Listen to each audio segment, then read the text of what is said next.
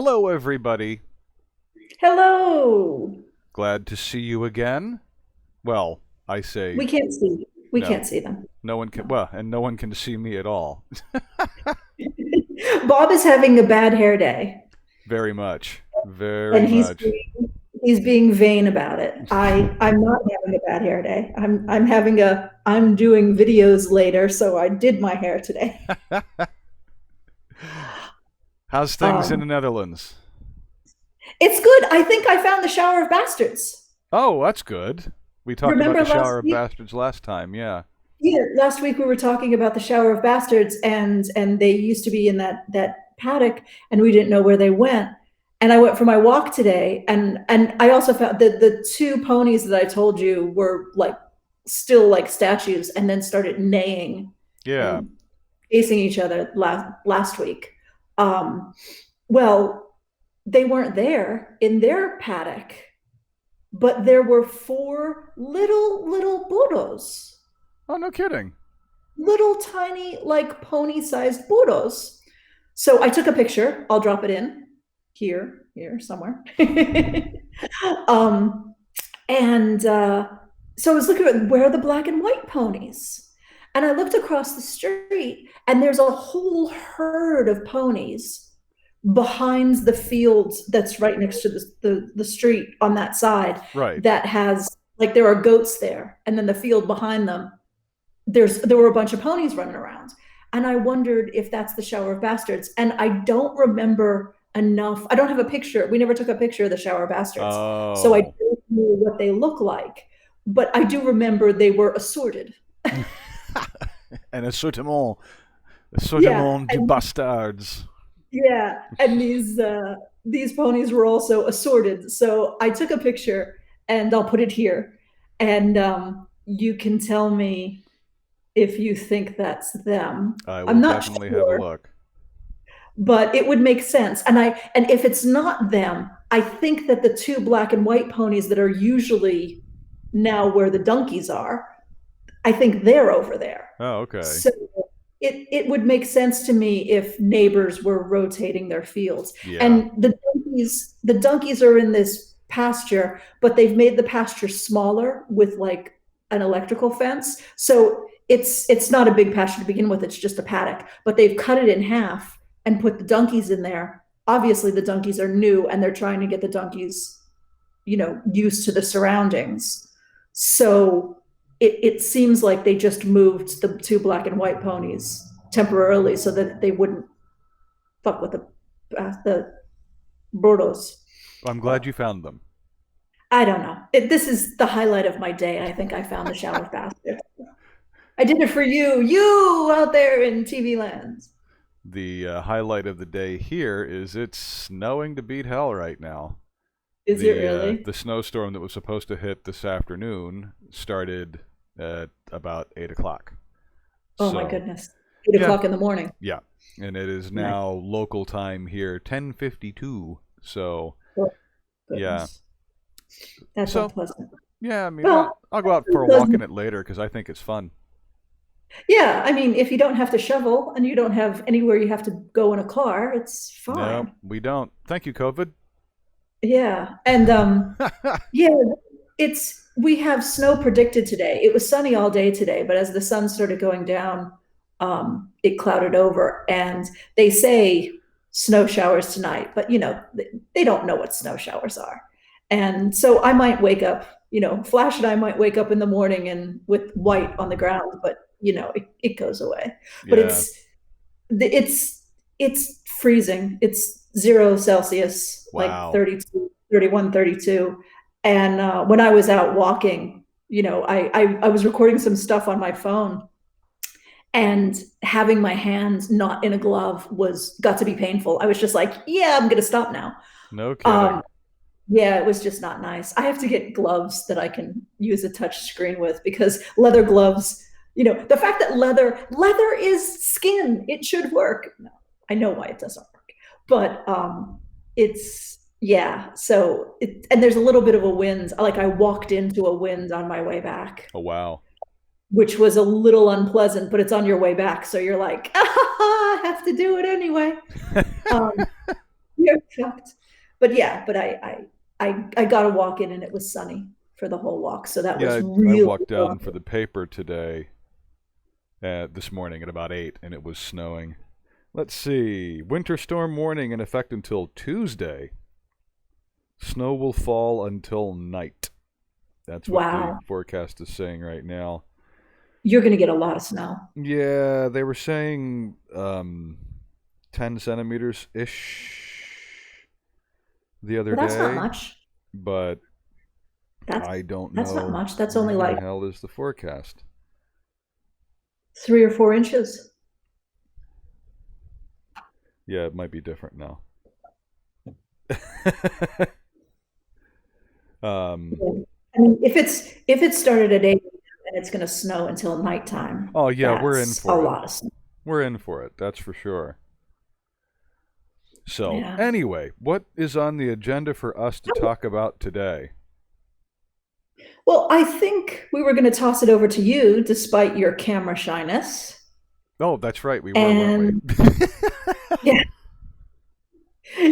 you could have did your hair. Yeah, coulda, shoulda, woulda. Yeah. But you were going to tell us something about dressing vintage for men.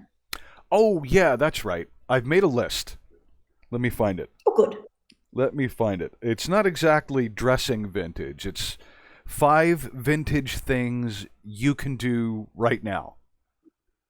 Oh, And good. because I'm a dude, I specifically oriented it toward dudes. So I'll go Well, how down. about Huh. you go down your list, and if there is a feminine equivalent, Yeah, I will interject. contribute. Interject. Otherwise, I will just go, mm-hmm. These are in no particular order. This is just as they occurred to me. So, yeah. Like, because people have different reasons that they want to do vintage, throwing big air quotes around do vintage. Some people like to dress vintage. Some people like the vintage lifestyle. Some people want to go vintage because it makes them stand out. Other people find what seems to be more the sheer simplicity of a vintage lifestyle more attractive. And really, either way, it's pretty simple to get started. And everything I'm going to say is either super cheap or free. Can I interject here? Sure. Hashtag UBU. Yeah, right? Whatever Hashtag reason, UBU. yeah, whatever reason you want to do vintage for, that's a good reason. So knock yourself out. Yep. The So first, go get the first one. okay, the first thing on my list, and like I said, these are in no particular order of importance. Dress with care. When you leave your house, make sure you're dressed. Make sure you're turned out. I mean, you don't have to be elegant. You don't have to be, in a coat and tie or anything, or tailcoat or something. But be dressed.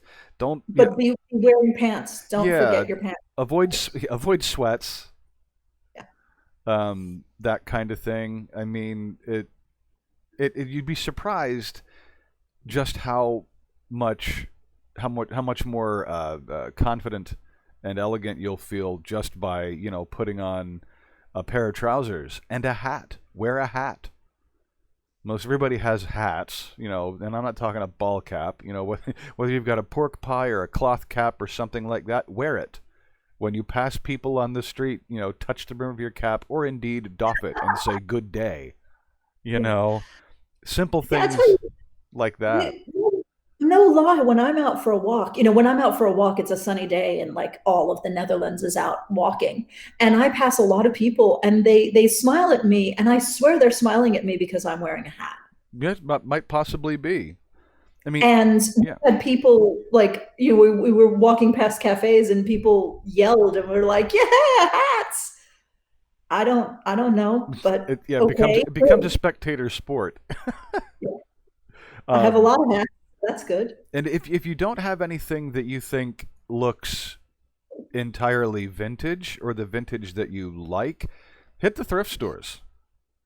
I mean, we've done some videos on thrifting and shopping in your closet, insert links here. They'll be in the description and the there you go. Cass is pointing to it over there.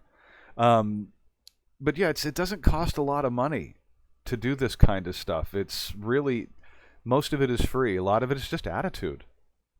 So dress with care. That's at the top of my list. Don't go out of the house looking like a schlub. Yeah. I mean, or you can go looking like a vintage schlub. You know, put on your your vintage workwear. Like my vintage look that I wear like literally every day is an old surplus pea coat, a scarf, and a cloth cap. I look like in the 1930s. That's working man stuff. So I look like a schlub. Especially your refusal to shave. You look like a longshoreman. Yeah, well, there you are. I'm a lumberjack, and I'm okay. Are you? Are you really? Next on the list, attend to grooming. How's that for How is that? Says the man who didn't turn on his camera because he thinks he looks too unkempt. That's a lie. It's a dirty lie. No, because you got in a fist fight last night at the bar and you have two black eyes, right? Yeah. Speaking of COVID, get a haircut is on my list. Now that's right now it's hard because no matter everywhere you look, hairdressers and barbers are perforce shut. But having a nice clean haircut will go a long way to that vintage look. If you wear facial hair, trim it neatly. It's one thing to have a beard, it's another thing to look like a Bolshevik. Unless, of course, you're a Bolshevik. Vintage to you means be a Bolshevik. Old Testament prophet. Yeah, you be you. Hashtag you be you. But even Old Testament prophets could have a little trim around the edges. Well, yeah, I mean, like our friend Jason always is preaching about things like beard oil and, you know, take care of it, groom it, make it look nice. Yep. At least comb the squirrels out. Yes. And then the next, as I was compiling this list, I realized that that's two things. We've now done two things. But as I was compiling the list, I've recognized that the next three things have a overarching topic, and in one word, it's unplug. Now, I realize that may sound like strange advice because we're talking to you via, a podcast and YouTube, but nobody's saying do it for the rest of your life. Do it after you watch this video. Yes. Watch the video, like, subscribe. Unplug the first. Read. Pull out a book, an actual book. I'm sure you've got at least one. But if you don't, the next time you're at the thrift store, save 50 cents or so for something that was written, pre-1950. Could be P.G. Wodehouse, could be detective stories, could be whatever you like. Because they're entertaining. Books like Wodehouse is the master of humor in the English language. These detective stories like Rex Stout, Raymond Chandler, all the noir whodunit type things, Agatha Christie and the other cozy authors, they'll entertain you for hours. And really, TV is just retreading this shit anyway, they're doing it badly. Mm-hmm. So go back and immerse yourself in the literature of the vintage, quote-unquote, periods, and you'll like it. I mean, okay, you will also realize, like I'm reading some Nero Wolfe stuff right now, and you will realize just how overwhelmingly racist and sexist life was in the old days, but it will help you to appreciate the modern world more, because you'll realize just how far we've come. Even though we've still got plenty of problems, the flippant, casual sexism and racism, especially in the detective stories, whoo, whoa dang.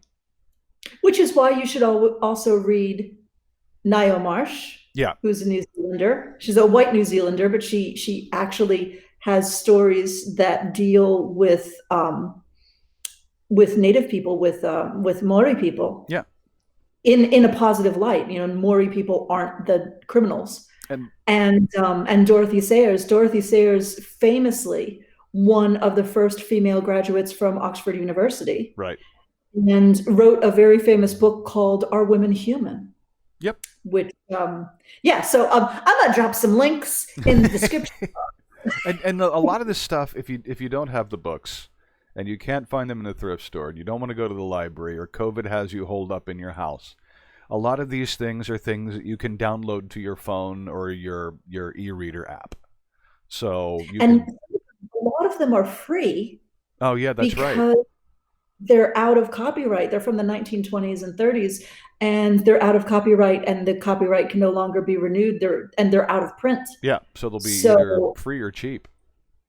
Yeah, yeah. I wanted to name another author, and I can't remember her name. Oh, I'm so sorry. She wrote the Mrs. Bradley mysteries, Oh, and the yeah. Mrs. Bradley mysteries are so very wonderful in terms of combating racism and combating sexism, because Mrs. Bradley is basically, I mean, she's a badass. She's in it.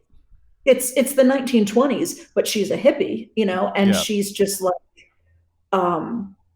came from nothing and sympathizes. You came from nothing and became, aristocracy. Yeah. And really is all about women's rights and the rights of non-white people, which was revolutionary in her time. Yeah. For Gladys Mitchell. Gladys Mitchell That's is the right. name of the author. She is the probably the least known of the great female cozy writers of the 1920s and 30s. But yeah, I'll drop a link to Gladys Mitchell, and a lot of her stuff is in the public domain. Yeah. Yeah, you can find a lot of stuff that's in the public domain that's just delicious, and you'll enjoy it. Yeah. And yeah, if you can find books, great. I love the smell of a book. I love the feel of a book in my hands. I read a study a while back that said if you're lying in bed, don't read on a device, read a book, because there's something about the screen that interferes with good sleep. But, if you don't have the books and you can get them for free for your device, do that.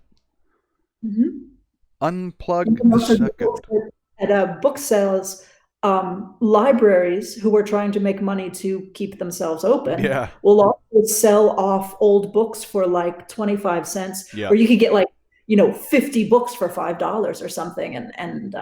Or we had, when we lived on St. Croix, the Animal Welfare Center had a thrift shop. Yeah. Where I literally used it like a lending library. I would go there with $2, buy 10 used Agatha Christie novels. Because they were like a quarter each.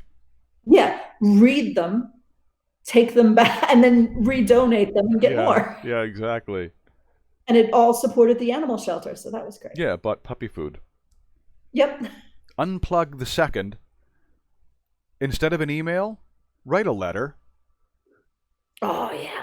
Like, pull out a sheet of paper, and because it's soothing, it's reflective, because you have to take your time. You can't sit there. I have a letter that's supposed, I don't want to show my friend's address, but I have a letter that's supposed to go to my friends that's been sitting here for a month, because I never know, because we don't have real post offices. You have to post it through a store. Oh, yeah, and you have to go to Primera or whatever. Yeah, the store is never open, so I haven't mailed it yet. But I wrote this around Christmas. But yeah, you have to take your time. It's soothing. It's reflective. It's cathartic.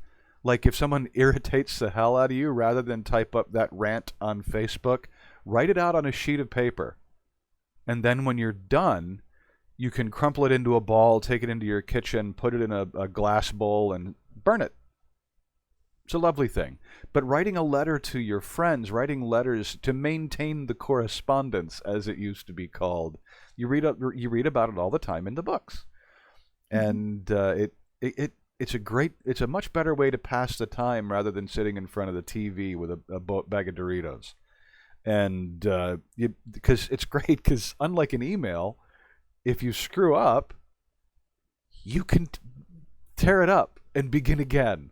Like you can't hit send on a letter immediately and then also Mhm. immediately regret it. And Yeah. bonus Oh, points if you use a fountain pen or a oh typewriter. yeah. Yeah. I was just gonna say, if you like using a fountain pen, if you're used to, if pens delight you, Yeah, the feel of a fountain pen is so nice that I I ballpoint pens give me the heebie-jeebies anymore. I so much prefer a fountain pen. It's so soothing and relaxing to me.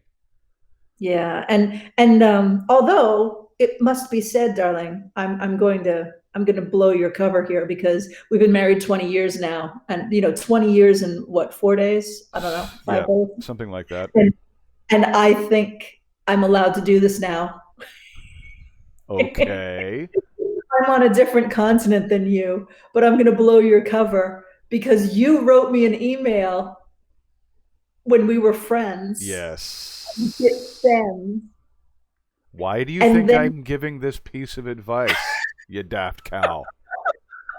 friends, we were buddies, we were pals, we were like drinking buddies, and he wrote me an email telling me how he really felt about me. And then I he called me on my cell phone, and I was at the garage. I was getting my car worked on. I hadn't gone home yet, and he was like, "Hi, how you doing?" You know that I was email like, you got from me? "So, what's up?" And like pressing me for this, and I'm like, "I don't know. I have to pay for my oil change now," and I had no idea. And when I got home and checked my email, here's this email, and I was like, "Oh, he regretted sending that." It was a little embarrassing. Yes. Yeah, and 20 some years later, look, Here we are. not so bad, eh? Nah, I think I'll go for another 20. If it's all the same to you. All right. We'll take it under advisement. Unplug the third. This is the fifth and final tip. Go for a walk. If you have the leisure time, like I understand it's winter, it's hard. You get up in the morning, you're going to work before it gets light and you're coming home after it gets dark. But if, thanks to COVID, you're working from home or something like that, if you can, take the time to disconnect and get outside. Fresh air is good for you. It gives you time to think. It gives you time to reflect. Walking, what is it, an hour a day or an hour 3 days a week, is fantastically good for your health. It gets you away from the constant bombardment of information and people. Um, if you live in a city and you can get to a park, do that. I mean, otherwise, if you live in a city and you don't have a park, you're probably pretty good at blocking other people out anyway. And please don't get mugged because that would suck. But just get out the house, get some fresh air into your lungs, and move a bit. Let your brain just kind of settle, and it lets your hindbrain work on things that may be bothering you, and help you work through it. It's just an altogether pleasant activity, and yeah, that I can't stress it enough. Just to get outside and move, not in a treadmill in the gym with a TV playing or the Peloton or whatever the hell the new hotness is, but outside on your feet, moving. If I might interject something there, because I love walking, and I have some of my greatest ideas walking, um, which I'm always whispering them into my phone. Yeah. Well, when we walk Because together, we bounce ideas off of each other. oh yeah, That's some of our best creative time. we always had walking business meetings. We would go and Yeah. walk and have business meetings, have all these ideas. But particularly when I'm alone, I get these ideas that I don't get any other time, um, because you're alone in your head. And one of the things I would encourage people not to do is don't fitness walk. Take a day off from fitness walking, because it's not just being on a treadmill, but being out there and trying to keep your pace even, and trying to you know, like running, the walking version of running.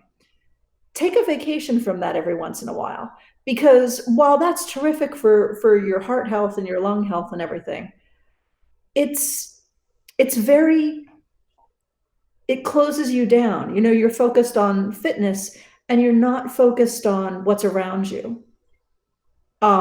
Look out to the horizon, look as far as you can see. I mean, I live in a country where the horizon is very, very far away. So you can look, but I mean, Nederland yeah, is zo plat als een pannenkoeken. yeah, like a pannenkoeken.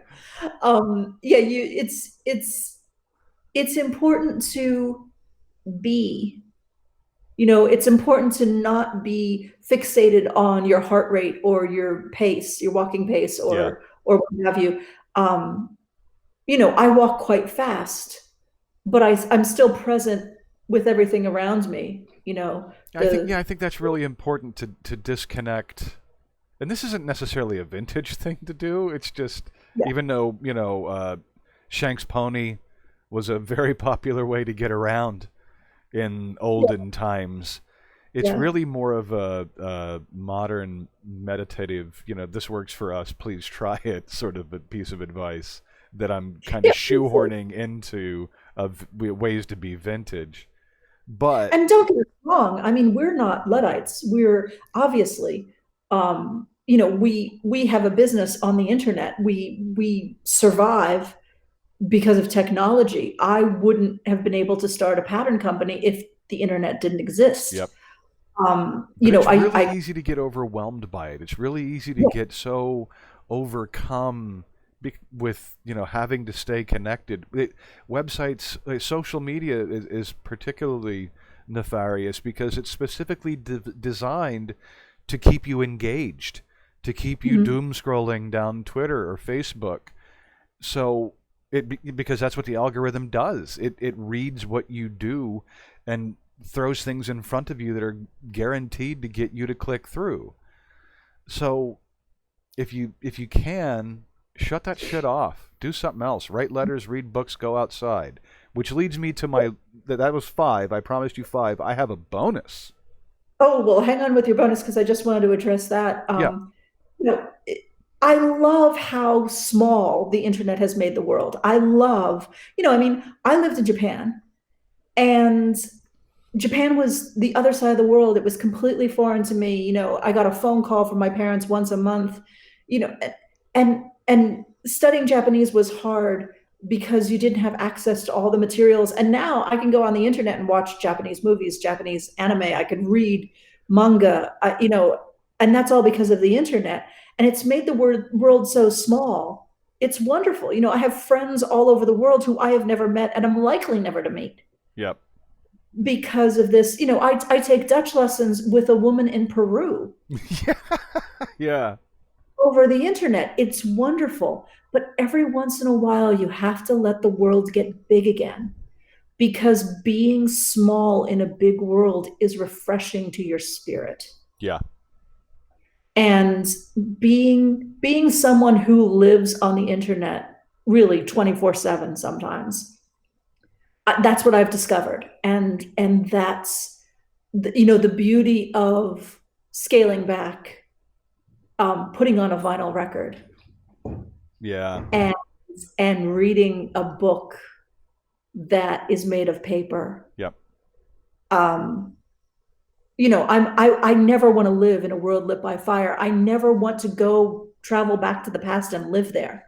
I know how horrific the past could be. But you got to learn how to shut off. Yeah. And there's little pieces that you can take from ye oldie timies and use it to promote your modern peace. Yes. And that's what the last 3 unplug tips in this list are about. Mhm. And I just Now, thought of a bonus tip that is also unplugged, kind of unplugged, because it's going to involve the internet. we have 2 bonuses now? Just one. Okay. I just thought of it, and I just looked up some links and I'll make sure that Cass has them for the video. Start a garden. Mm. It's good exercise. You eat what you grow. You can start small and expand, and it's easy. You could start in your kitchen. You Yeah, don't have to. if you don't have any land, if all you have is a flat, you can you do it in pots, but and it's super cheap. Seed packets from the grocery store. You don't need potting soil and all that, though. Anyway. I'll put some links in, or just Google how to start a victory garden, because the pamphlets that victory gardens. Here's a quick synopsis. Victory gardens started in World War I, because the governments needed what farms were producing to feed the troops. So the folks back home were encouraged to start their own gardens to supplement their food, so they didn't have to buy as much at the local grocers. And then when World War II broke out, it happened again. And like in many places, every spare available square meter of arable or tillable soil was press ganged into use for food gardens, vegetable gardens, from churchyards to backyards to pots on terraces and blocks of flats. And the pamphlets are designed to make it super easy to do. So if you're going to start any kind of garden, a victory garden is the way to go.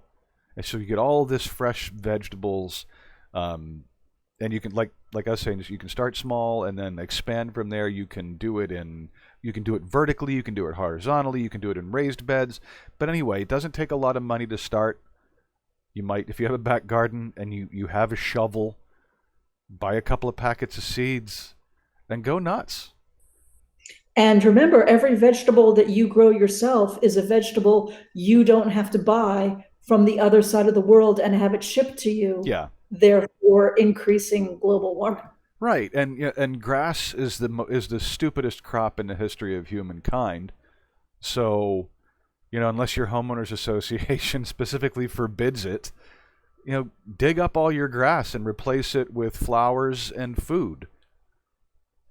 And it's been proven to be healthy. It's a very vintage thing to do. You'll end up canning because you'll end up with a surfeit of vegetables. Yeah, ask anyone who's ever grown zucchini. And but no, it's a fantastic way to get out in the sun and remain healthy.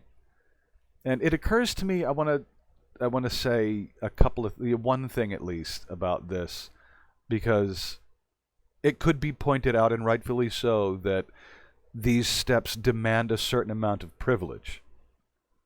You have to have the leisure time to do these things, and many people don't. So please don't think that it's impossible to do and to go vintage unless you're a privileged person.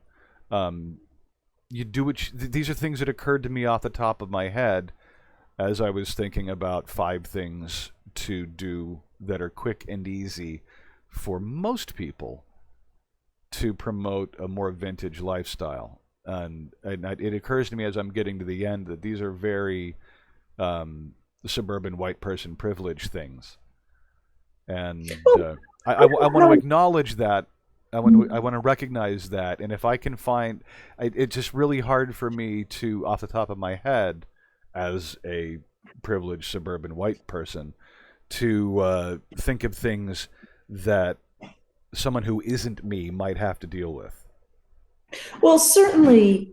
I mean, thank you for that, because that's very insightful. But certainly, shopping at the thrift store and buying used clothing is something that is accessible to everyone because the price is so very low. Yeah. Sometimes getting to the thrift store could be an issue of privilege, and I'm real with that. I'll try and come up with some ideas. And if you have ideas, listeners, viewers, jam them down there into the comments or send us an email, info@reconstructinghistory.com. Give us your recommendations. But anyway, I'll recap the top line item things of the list just so we have them. Dress with care. Attend to your grooming. Read. Write a letter. Go for a walk. And your bonus tip, start a victory garden. Awesome. That's what I do, at stuff. least. I mean, yeah.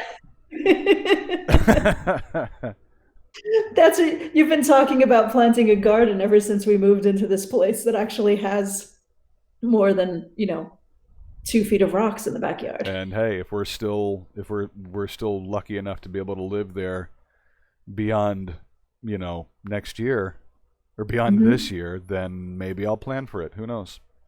Yeah, who can say? We'll just let the zucchinis run amok.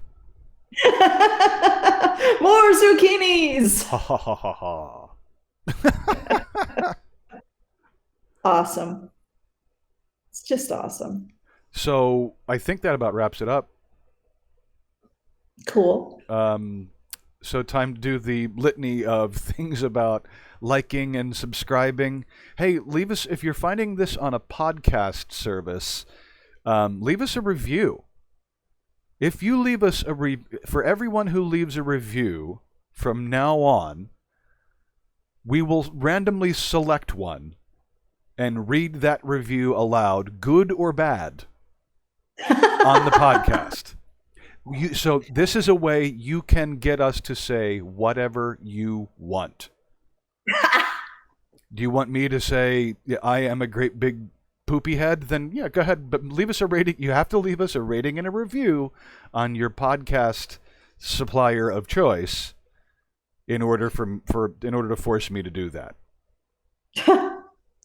I might go do it. That's intriguing. Yeah, Cass or me. I'm making promises for Cass now. Yeah. So you can try. Yeah, there's that. If you're watching this on YouTube, please like, subscribe, ring the bell to get notified when we upload a new video. And I think, if there's something you'd like to see us cover in the future, talk about, blither, either leave us a comment on the wherever you find this recording. And I think that hits all of the housekeeping. Cool. So we will see you next time, oh my lovely people. And till then, this is Bob saying be vintage. And Cass saying you be you. #you be you. Bye.